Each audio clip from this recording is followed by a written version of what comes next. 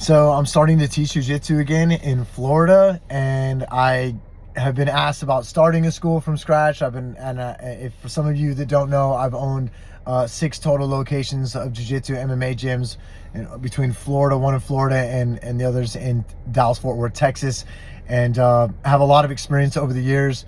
Before AGF even, I was in the MMA gym game and martial arts instruction. That's what I did 9 to 5, not 9 to 5 obviously, but that's what I did for income, and then eventually got into reffing and trying to do tournaments, and that's how I got more into AGF.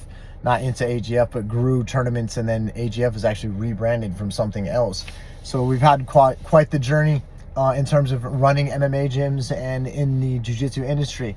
And I've been asked now, because I'm opening another facility here in Florida, and it's going to be from scratch. I'm in a different place in life now, and so I want to do it mainly to teach my kids. I have a 2 and a 4-year-old and a 13 and a 15-year-old at the house, and I'm mainly doing it to teach my younger kids, and I got 20 more years of solid grappling with them to bring them up to black belt, and being able to defend themselves and pass on what I know.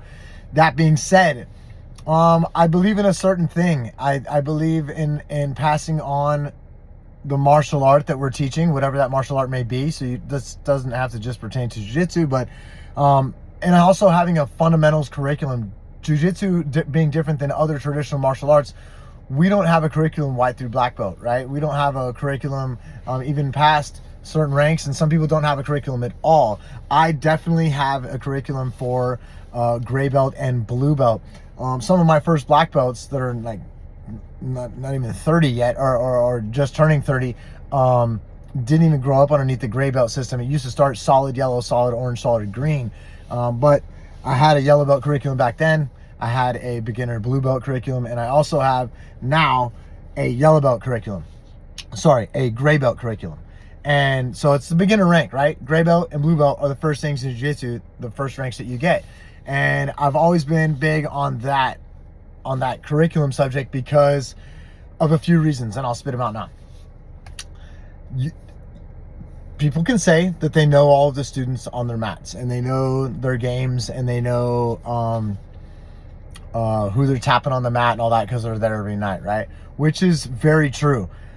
This is also only true if you watch someone every single roll and you never roll, or you never watch anyone else. You can still get the gist of what someone knows by rolling with them and by watching them roll a lot, but unless you watch them roll every minute, every time, then you truly don't know everything. And when you have a curriculum, you'll realize, man, is there really 90 techniques in this curriculum to get to blue belt? Is there really 90 movements here for a person to know? Me as a coach, do I know that these 30 people know these 90 techniques each? Are they going to get promoted to the next rank and not have a hole in their game?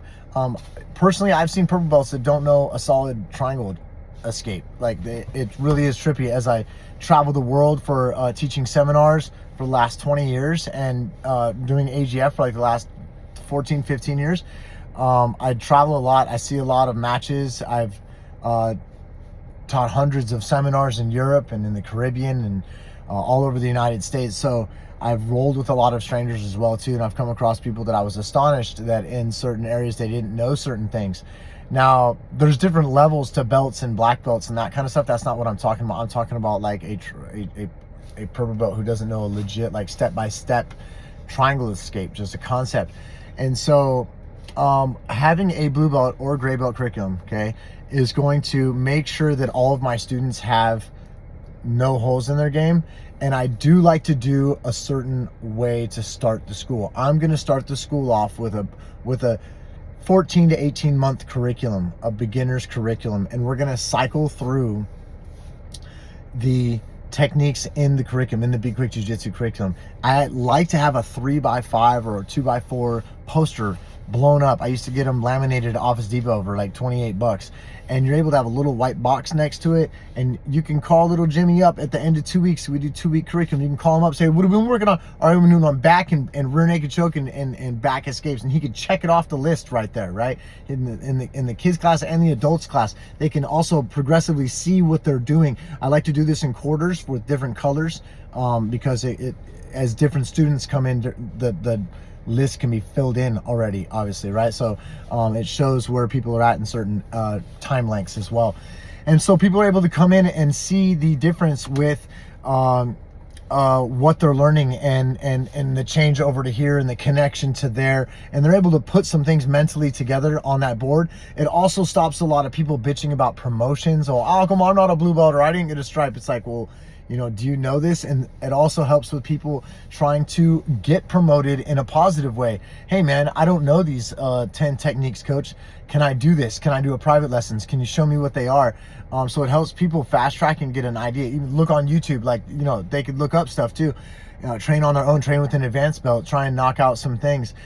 This is something that I tried to do. So after your first beginner's course happens, then you have your first wave of like advanced class. I don't even like to call it advanced. It's more intermediate, but it is advanced jiu-jitsu, because then you have this first wave of people that come through, and they're going to be gray belt and blue belt material about this time. Some might not be, some might be. It depends on how long your class is and how many classes per week that you offer class, right? So that's going to be a big factor. Because if you have jiu-jitsu twice a week and if you have jiu-jitsu 5 times a week, it doesn't mean everyone's attending that often, but it does give more people the opportunity to fast track and learn more. You don't have to. My school system, I typically stay on about 2-week subjects. Sometimes things can be 1, sometimes things can be 3, but it's typically 2. Once in a while, my school system, we do actually take a week off after a major tournament and we fix it. Maybe a bunch of people got triangle choke, so we work on triangle choke defense, right? So we'll take a week after the tournament to work on stuff. But my school, even though I own tournaments and stuff like that, I don't focus on sport only. We just teach jiu-jitsu and the curriculum and what we're teaching that month, that week, whatnot, and we keep teaching the art of jiu-jitsu. When it comes to a certain tournament, we may talk about rules or do certain rounds or positional fighting or understand certain rules and have that be explained.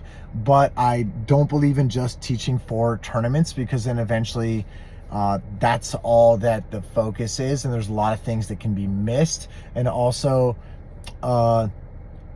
you don't get well-rounded, because it's like I'm working on doing this for this tournament, and then it's like, oh, I got tapped, or I got this move, and I want to fix this, but you don't fix the rest of your game. It only stays in this little tournament mentality, and it doesn't also like work on your entire game, right? So we take a week off here and there for tournaments though, especially for the major ones throughout the year. But if our school's a type in that area that competes once a month, we're not taking 1 week a month off to do that. We're gonna cycle through the curriculum and probably take a week off a quarter or whatnot. You also have funky weekends like Christmas and all that kind of good stuff. So after your first cycle of your beginner's curriculum goes through, then you have your first set of an intermediate, right? But we call it advanced or Jiu-Jitsu 201 or whatever you want to call it. So you have that course that you can now offer, and you could also have junior instructors to help you build the army on the next wave of people coming through. So you have some junior instructors that are maybe excellent, or parents, or whatever the case may be. They've been through the first course. They know what you've done, and they know how you want it taught and what you're going to teach. And so they can help walk around and help fix people and just be more eyes on the mats that are more educated than just eyes on the mats that are learning right there at that instance. So I like building an army of instructors of people that have already been through that wave of beginner basics and curriculum, and they can come back. This is even with kids. I can have a gray belt or a yellow belt kids help out with white belts, especially like teenager age, 12, 13, 14, 15, that kind of stuff are going to be easy to help the other kids in class. And so that you get your second wave of classes, and you're able to offer basics in advance. So within 16 months, 18 months, 24 months, 12 months, whatever you want to call it, but in that second year time frame, whenever your first wave of curriculum ends, now you can start to offer advance. I don't believe in having single class only and not having any kind of advanced ever. You're going to leave people behind. You're going to leave people behind in modern jiu-jitsu. You won't be able to teach any modern jiu-jitsu systems that white belts shouldn't necessarily be learning. They're still trying to learn ultra basic movements. And to have the ability, even as a one-man instructor, I would teach I would teach over a year's worth of basics curriculum, and then I'd have a junior instructor helping me teach the next wave, because even like as a blue belt, you don't need to be learning super intricate systems right away, but you need to be introduced to hook flips to even be exposed to X guard, because X guard you can't just always jump into. X guard was based off of failed hook flips. You got to be trying to hook flip everyone in the room before we even start talking about X guard, right? So X guard might be even a third one or a different focus. But in the beginning, we're not even talking about having advanced class 4, a bunch of super upper belts. We're talking about a first wave of blue belts, a first wave of gray and yellow belts. We're talking about the first wave, right? You're gonna get people in from your local area that are more advanced, but they also know what they're getting into. If they're a purple belt that signs up and there are a bunch of white and blue belts at your school, they know what they're signing up for. So unless they're gonna bitch, there's no training partners that are brown and black belt, right? But they know what they're getting in themselves into, and they're probably more than happy to go through that fundamental curriculum. I've had a lot of people do that. They go through the curriculum with me, and then when they join from another association, and then they know my lingo. They know because my affiliates in Tulsa can coach my affiliates in San Antonio, for example. Like, you know, my guys in Belgium can use the same lingo and coach my guys in Dallas. That's just our school in particular, because we have certain movements that we all say with the half guard game. You know, everyone has names for different things. So my school's focus, we kind of have a fundamentals curriculum, and everything builds off of that. We don't teach like robots. Everyone's going to spawn off and teach and do all kinds of different awesome jiu-jitsu, but the fundamental curriculum is a must. Like I tell a lot of people, if you know, you can do blue belt jiu-jitsu at the black belt level, and I talk about Roger Gracie a lot. I say he's got blue belt jiu-jitsu and he does it at the black belt level. And what I mean by that is his technique, his array of techniques, when he's not doing crazy fancy setups and barrel and bolos and then turning it into crab rides and back upside down into 50-50 to a back take. Like, so he's not doing that kind of jiu-jitsu. He's literally doing blue belt level style jiu-jitsu.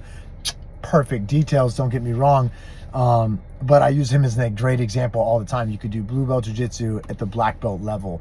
There's even some of my own black belts that are like that. They're just ultra fundamental, but that's how they're going to remain. And that's what you need, though. You need people that have all of their basics, their self-defense, and their understanding of all of the core movements, and that you as a coach didn't promote anyone early, and you didn't you know, leave any holes in the game. Something else that I do is I would do quarterly what I call Path to Blue Belt workshops. I also later on did Path to Purple Belt workshops. Path to Blue can be attended by blues and by white belts, and I would do them like quarterly, and I would review what we did for the last quarter. This isn't a test.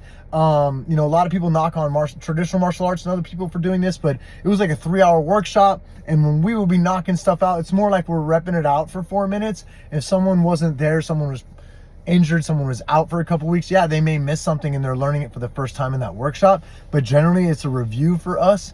And so I felt that sped along a lot of the knowledge as well too. So next thing you know, I'm doing quarterly workshops, and then everyone's getting a good review. Everyone's following along with the curriculum. Everyone's on the same page. And yeah, I did charge for the quarterly workshops. It's my time. It's what I do for a living.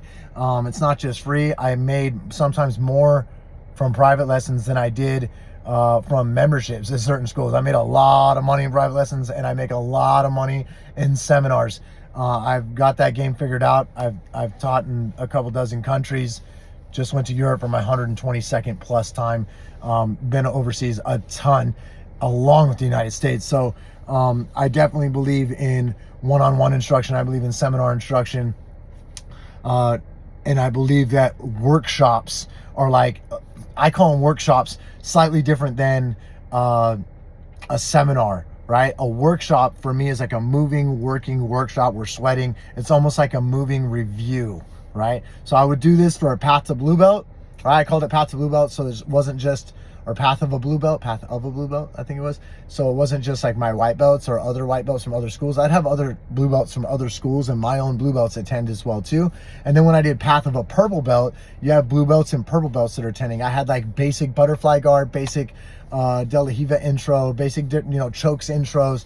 There's basic leg lock intros. Like there needs to be a basic 1, 2, 3 kind of understood in every position. And so there's an intermediate that needs to be taught there before you really go on to advanced. And then, yeah, man, that's how I built an army. So I had a curriculum. I put a poster on the wall with checkoff mark lists and dry erase because it's laminated, and I built the army that way, and I had it for 14 to 18 months, and then I had my second class that I was able to also advertise and charge for and all that kind of good stuff as a business owner. I have my first wave of advanced students, and then I'm able to start to dive into advanced jiu-jitsu, but also keep it basic for the new people coming in and keep cycling it that way. That's how I built an army, and that's how I built solid fundamental people. That's how I built people who I knew I wouldn't regret any promotions, and they wouldn't regret their promotions. Even people that have left me over the years or moved on, even people that hate me, they still got great fundamentals. They won't deny it, and I won't deny it. So I never have a problem or sleep bad at night knowing that my guys have solid fundamentals when they go to gray, yellow, and blue belt. And so do workshops, do a curriculum, hold yourself and them accountable, show the curriculum, and most of all, have a structure when you're teaching so that you're able to check off that curriculum and you're able to have the people follow along. They will absorb the information better. So that's what I'm going to do. I'm going to start with a fundamental curriculum, Be Quick Jiu-Jitsu Florida. Going to be starting up again, and excited to put this first wave of people through it. My yellow belt son's going to also help teach with me. Really excited to show it. So I'm also going to document it totally different than I ever did before. I'm going to really have a fun ride with it. My 4-year-old starting class. He started at a local school here, but he'll be starting class with me, and really excited to teach him and the little guys. A lot of people struggle with them. I'll show you how I teach them. I'll show you how I teach people by the numbers. If you're in the military, it's just basic PT training and making sure everyone's in line and in formation and doing it right first before you just let them go off and drill on their own and make mistakes on their own. There's a certain way you should teach, in my opinion, too, to make sure everybody is facing you and does it right, and one crowd does it right by the numbers, and then you flip, the next crowd does it by the numbers, then you flip, and you make sure that it's done correct before you have them drill for a time period, because different people are going to drill a different number of reps in each time period. I may do 10 reps, this other dude may do 8, this other dude may do 15. So you have different variations in which I teach that way as well. And then we have positional fighting. I've been huge on positional fighting. If you've ever trained with me, you've probably done top, bottom, out drills. You've probably done certain specific fight drills. You've done certain grappling drills, we wrestling drills. Like, we've done all kinds of drills that we do, anywhere from certain positions to 2 to 3 minutes, offense, defense switches every time, every other time. There's a million different games, but that's a big part of my training and teaching. And then there's also live training. So do it all. Have a curriculum. Be super strict. Don't let nothing slip through the cracks. Have positional eco training, and then if you want to call it that, and then have live rolling. Do it all. Do it all. See you all on the mats. I'm going to record it like crazy, but that's my advice to you for teaching jiu-jitsu and also growing an army, keeping your people with solid fundamentals, and expanding your business.